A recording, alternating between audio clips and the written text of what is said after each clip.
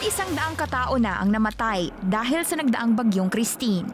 Ayon sa National Disaster Risk Reduction and Management Council o NDRRMC, 160 na mga napaulat na namatay. Mahigit 100 din ang sugatan, habang 39 naman ang nawawala. Ang Bicol Region ang napuruhan ng husto ng bagyo, kaya naman patuloy ang pagdating ng tulong sa rehiyon. Kahapon, lumipad ang mga helicopter ng 250th Presidential Airlift Wing mula sa PSG para maghatid ng supplies. Unang destinasyon ang Bula, Camarines Sur na sinundan ng Libon Albay.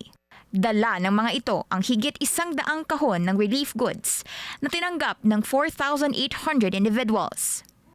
Dumating naman nung Sabado ang C-130 aircraft ng Singapore Armed Forces sa Villamor Air Base na may dala ring mga supply. Kabilang dito ang rubber boats, outboard motors at iba pang gamit pang rescue. Dumating din ang Eurocopter EC-275 military transport aircraft ng Malaysia na maghahatid din ng tulong sa mga naapektuhan ng bagyo. Nagpasalamat naman si Defense Secretary Gilberto Chodoro sa tulong ng Singapore at Malaysia. Lumobo na rin ang fund drive ni dating Vice President Leni Robredo.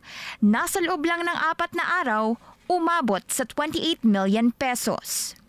Ang mga nalikom na pondo gagamitin para sa rebuilding efforts ng mga nasalanta ng bagyo.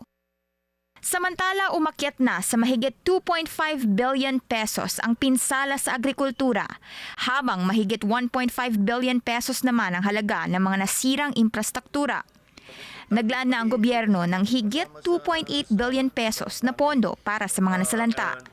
Nasa 368,000 family food packs na rin ang napamahagi.